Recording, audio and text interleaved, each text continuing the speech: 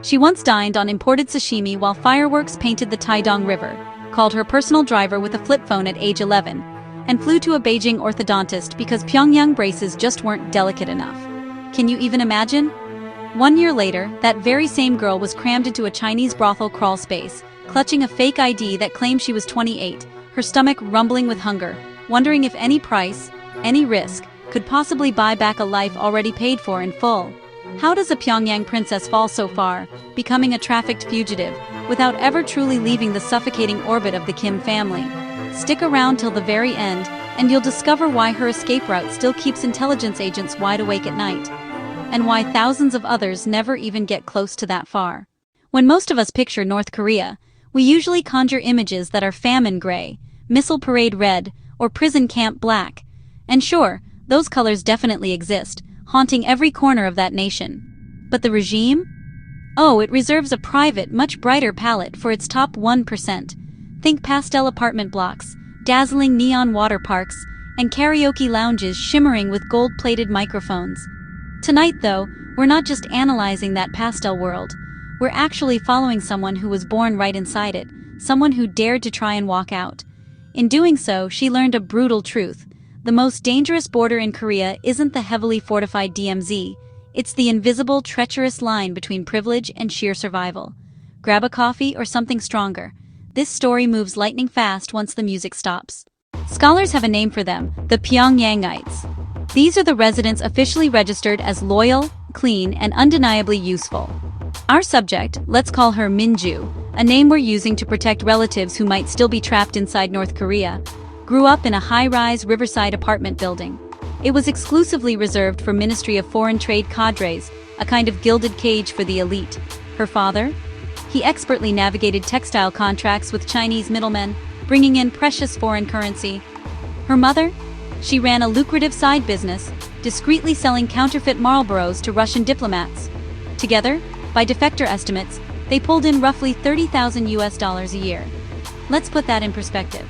In a country where the average state salary hovers near $3 a month, that kind of money isn't just life-changing. It's practically a different universe. At school, Minju wore the standard red handkerchief, just like every other child. But her backpack wasn't state-issued. It came from the lauded department store in Seoul, smuggled through Dalian with all its telltale tags meticulously cut off. Weekends for Minju meant gliding across the ice at the brand-new Masikryong ski resort, snapping selfies with foreign phones that, yes, only worked within the capital's exclusive cell tower bubble. And perhaps most crucially, she had zero exposure to the public distribution system that literally starved the rest of the country. North Korean elites rarely waste time asking, "Are we rich?" They ask a much more fundamental, chilling question: "Are we protected?" And for 15 years, for Minju and her family, that answer felt like an undeniable, reassuring yes. Then came 2013, and Kim Jong-un, with his own unique brand of ruthlessness, pivoted dramatically. He shifted from simply enjoying luxury imports to launching a new aggressive currency drive. Convert your foreign cash now, or watch it burn. Minju's father, perhaps a little too confident in his connections and perceived untouchability, tragically missed the deadline. What happened next was swift and brutal. State security arrived at dawn, not with a warrant, but with an agenda. They seized 2 million renminbi in cash, then, with chilling politeness, asked him to sign a confession of economic treachery against the socialist fatherland. That very afternoon, he simply vanished, swallowed whole by a provincial re-education camp. The family's shiny Mercedes? It was auctioned off on the spot, its value instantly erased. State media, of course, never breathed a word about the arrest. But everyone knew. They knew because the regime wanted them to know. It was a stark, terrifying reminder to the elite that the axe could fall anywhere, anytime, even on the softest, most velvet carpets.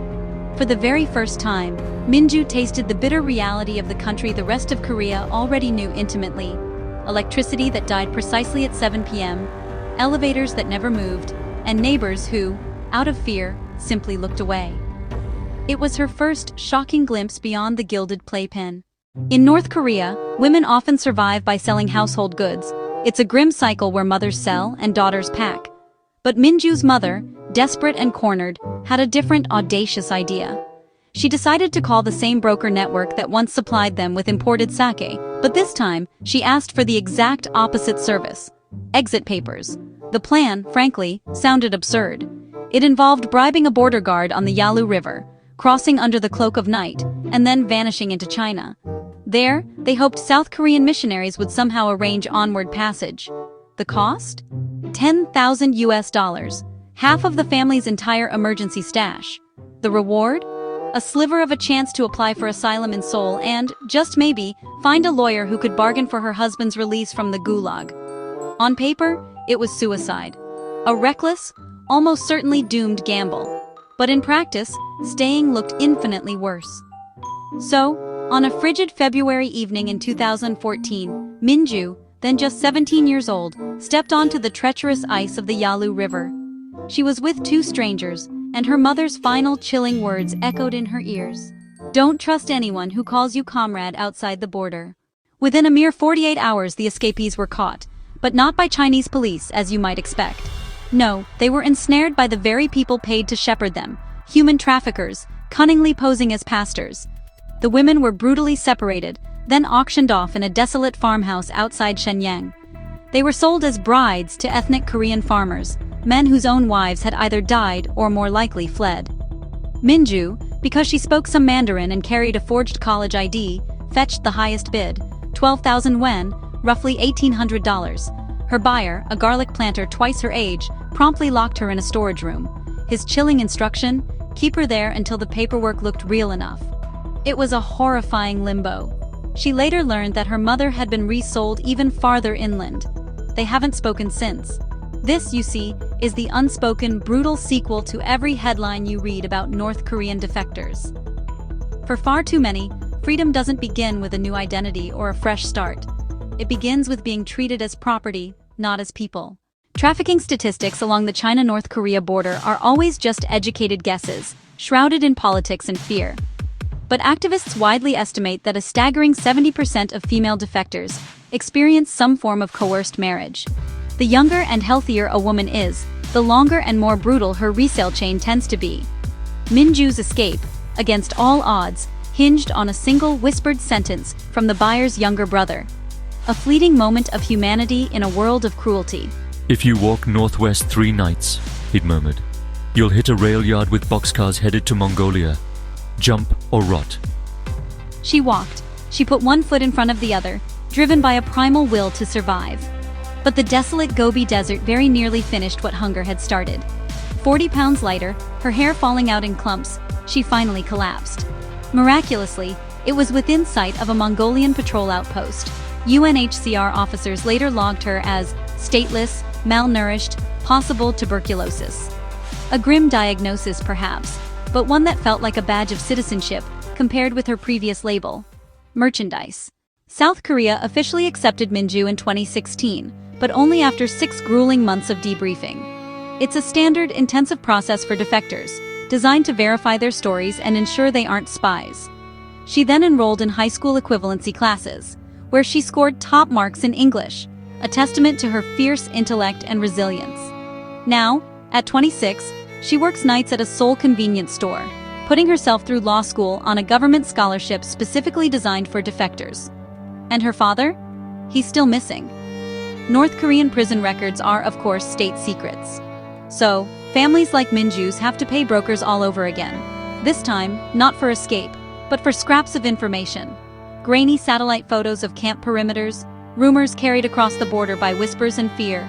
The latest agonizing tip placed him at a coal mine near Chongjin. The file for now ends there. When asked if she finally feels safe, Minju doesn't hesitate. She laughs, a sound tinged with a lifetime of trauma. "Safe," she says, "is when your nightmares stop inventing new rooms. I still wake up in that crawl space." More than 30,000 North Koreans have bravely reached the South since the late 90s. Of those, roughly 70% are women, and a heartbreaking number of them were trafficked through China. Only a handful, like Minju, came from truly elite backgrounds. Why? Because privilege inside North Korea buys you time, not immunity. It's a temporary shield, not an impenetrable fortress. Seoul's unification ministry quietly tracks these chilling disappearances. About 200 Pyongyang-registered teens have vanished abroad in the last decade. A third of them have never resurfaced in any refugee database, anywhere. No one truly knows their fate. Were they dragged back to North Korea, sold on to new traffickers? Or did they simply choose silence, disappearing into the vast anonymity of China? What we do know, unequivocally, is that the regime always keeps hostages in reserve. Relatives left behind are forced to pay the agonizing interest on every escape. Minju's story shocks us precisely because it shatters the comfortable illusion that money inside North Korea somehow equals freedom outside it. The border shutdowns during the recent pandemic drastically slashed defector arrivals to single digits per month. Brokers, sensing opportunity, doubled their prices.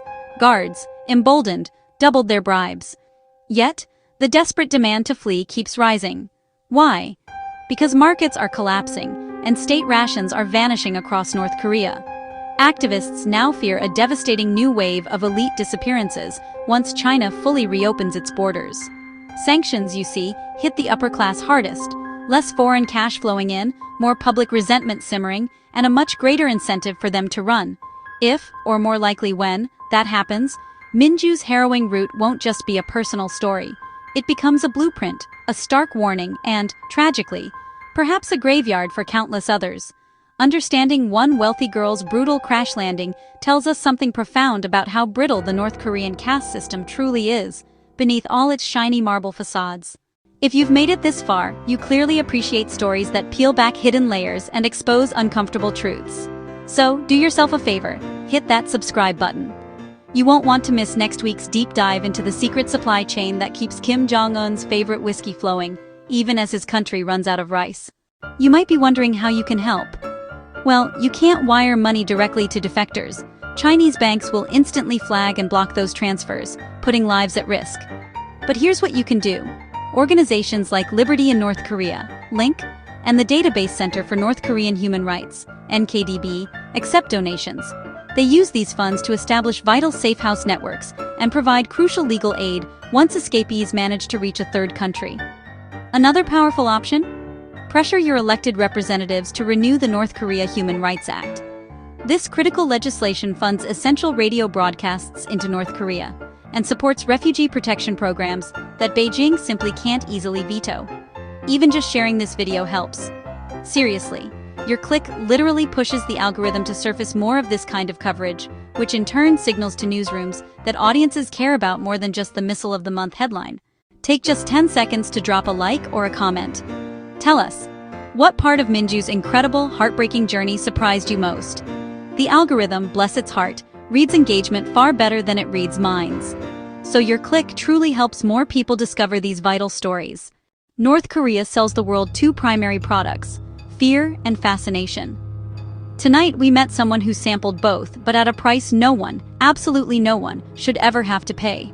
Her childhood was traded for sashimi, her future mortgaged to traffickers, and her family used as collateral in a regime that never ever forgives debts of loyalty. Maybe the real shock here isn't that a wealthy girl got trapped. Perhaps it's that we keep assuming money, any amount of it, can buy immunity from history's darkest, most efficient machines. So next time you see those glossy satellite images of a Pyongyang water park glowing neon, remember Minju's chillingly profound words. Color never looks bright when the bulb can switch off any second. Stay curious, stay skeptical, and I'll see you in the next one.